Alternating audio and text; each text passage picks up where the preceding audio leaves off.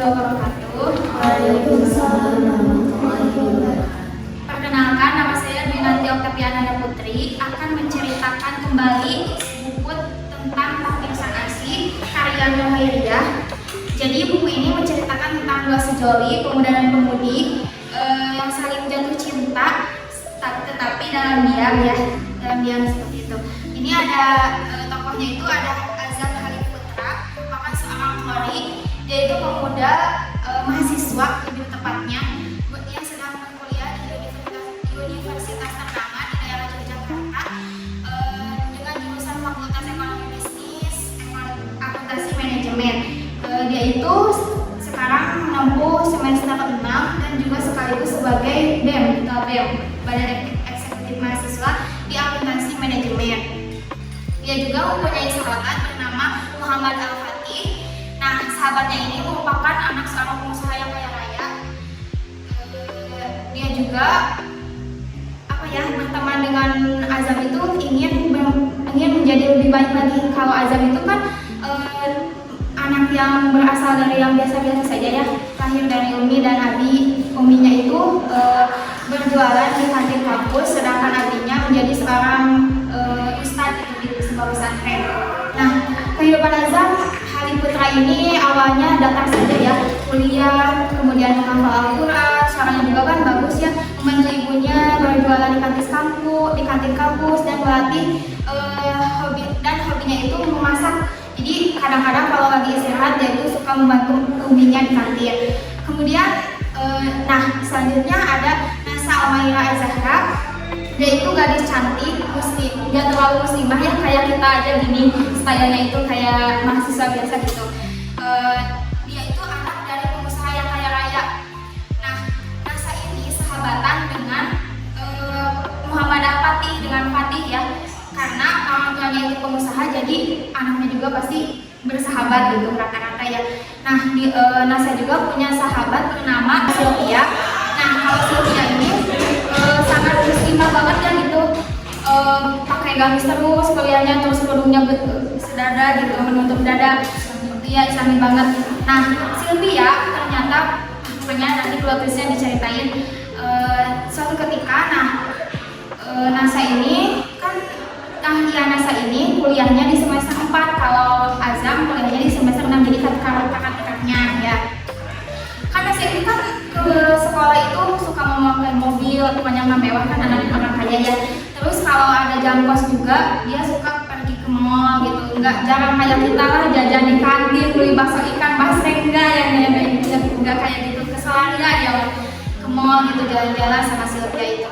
Tapi suatu ketika Sylvia itu kan berusaha dia memberi pelajaran kepada Nasya untuk membumi, jangan apa-apa itu mewah ya gitu. Kan kali-kali kita jajan di kantin Al-Barokah yuk, di mana itu? Sampai nggak tahu ya kantin di fakultasnya dia. Di mana itu? Itu di belakang, di Fakultas Ekonomi Bisnis. Emang enak, emang bersih katanya gitu. Bersih lah, cina namanya juga Al-Barokah, cina masih barokah. Oh iya ya, kita cobalah Sylvia sama Nasa itu jajan di kantin. Ketika jajan mau beli nasi bukan ayam penyet kayak gitu di kantinnya Umi Maryam, dia mendengar ada suara orang ngaji lantunan, Masya Allah, adem banget suaranya, itu suara siapa katanya gitu. Terus dia itu kan kepo ya orangnya, lihat-lihat lah ke dalam kantinnya, ternyata ada seorang pemuda yang pakai AirPods lagi sambil ngedengerin ngaji. Dia juga sambil ngaji, sambil ngolak sambal. Wah, sambal apa? Itu siapa katanya? Wah, langsung dia kagum pandangan pertama. Baru lihat ada pemuda di Fakultas Ekonomi Bisnis yang suaranya bagus, terus dia juga ngademin gitu. Duduklah dia, terus dia tanya ke Sylvia, itu siapa? Itu namanya Kak Azam, namanya Azam Halif Putra. Dia itu kamu kan tahu dia BEM loh di Fakultas Ekonomi Bisnis. Oh dia, aku baru tahu aja katanya itu. Dia itu rajin loh, suka bantuin uminya kalau lagi istirahat. Wah, Masya Allah, tambah soleh. Terus datanglah pesanan dia, kata Umi Maryam, Nek, minumannya belum jadi, lagi dibikin dulu sama itu anak Umi kan. Oh iya, nggak apa-apa. minuman itu datang, tapi gak sengaja minuman itu malah tumpah ke Nasa sama si Kajang. Tapi dia gak marah dong karena ya udah masalah duluan gitu. Kalian maaf ya, saya gak sengaja, gak apa-apa, kata dia Sambil kok lihat. bahagia gitu ya. Ini ada jaket punya saya, bersih kok, boleh sama kamu bersihin dulu, nanti besok atau kapan-kapan kembali lagi ke saya. Beneran kak? Iya beneran kata si Ajam. Oh iya makasih, dipakailah sama si Nasa dibersihin gitu. Kak aku bawa dulu ya. Iya. Langsung ada di situ. Wah ini kesempatan. Kan si Silvia itu sahabatnya dia. Kok kamu senyum-senyum sama orang, kan kalau orang lain mah kalau ketumpahan apa-apa suka marah gitu, apalagi ini nggak kenal gitu kan. Kan ini kali dia kan ketua BEM, masa aku marah kan ketua BEM. Ya kan kalau kesalahan, kalau dia buat salah masih marah gitu. Nggak apa-apa katanya.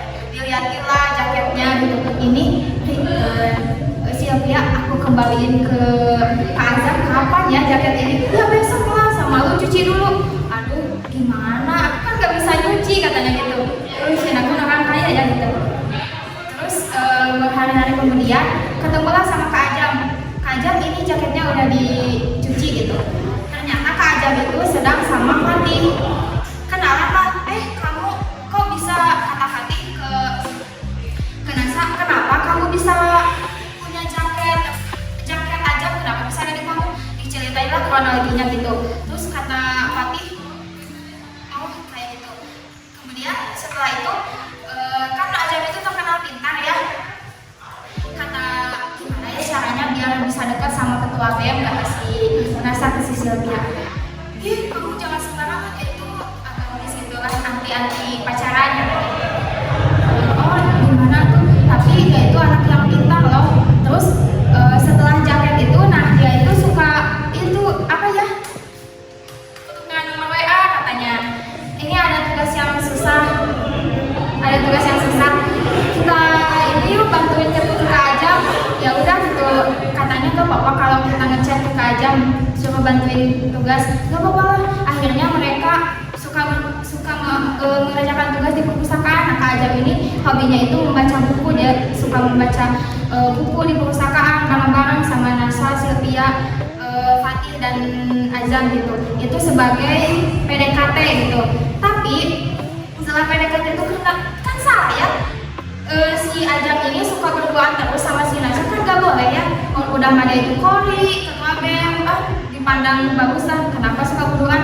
Akhirnya mereka tuh diomongin lah satu kampus, kenapa cina seorang Kori bisa berduaan terus. Nah kan si Nasa ini masih suka pakai jeans kayak kita gini, tapi lama-lama karena suka dengerin Ajam ngaji, terus suka dengerin ceramah, karena kan pasangan itu gimana kita ya, kalau pasangan kita kalau baik, kita juga baik gitu kan, jadi ke bawah arus itu.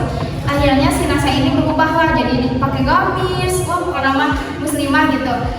Suka bareng-bareng sampai ke kampus juga nggak pakai mobil lagi, tapi pakai angkot, bener-bener bucin gini. Tapi pacaran belum? Belum, cuman si Ajam tuh ada penolakan di hati, salah gak ya aku kayak ngasih harapan gitu kan. Tapi si Ajam suka ke dia karena dia tuh emang beda dari yang lain gitu, cantik terus. Tapi belum tahu dia menarik latar belakangnya gitu. Nggak geragas kan, Ajam juga banyak ya fansnya, termasuk Risma nih. Risma itu anak dari, kan abinya Ajam itu kerja di pesantren. Nah, yang punya pesantrennya tuh punya anak, namanya si Risma. Nah, si Risma ini suka ngejarnya tapi nggak mau, dia mah risih gitu. Kalau si Nasa beda apa ya? Pendekatannya tuh beda gitu lah. Setelah itu mereka tuh ada saling menolak, gimana ya, kan laki-laki itu yang dipegang dirinya dan jangan terlalu banyak kasih harapan ke cewek gitu. Itu salah nih, kita selalu ngedate bareng, kerjain tugas bareng, kemana-mana bareng, ini salah nih meskipun pakai angkot ya gitu, kemana-mananya gitu, pakai angkutan umum. Terus akhirnya Nasa juga ingin belajar ngaji, bisa ngaji gitu. Akhirnya diajarin lah sama Ajam di rumahnya. Tapi lama-lama si Nasa ini pengen ngenalin ke orang tuanya. Orang tuanya belum tahu dia anak yang kaya, anak pengusaha belum. Ternyata kemudian dia itu kenalin ke rumahnya.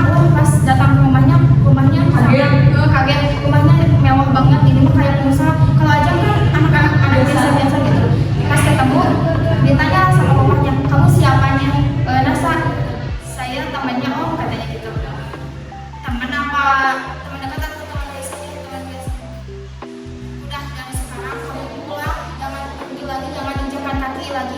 dari rumah saya, jauhi anak saya. Dari situlah mereka mulai asing kembali. Ternyata logisnya Nasa itu udah dijodohin sama Pati. Pati itu udah tahu ya Nasa itu bakal dijodohin sama dia, tapi Nasa belum tahu. Jadi Pati itu kadang-kadang suka deketin dia. Terus si Azam itu galau lah. Kata si Pati, kenapa aja? Katanya oh gini ya rasanya jadi laki-laki yang kurang harta gitu, kurang harta dan dihargai. Dia kayak itu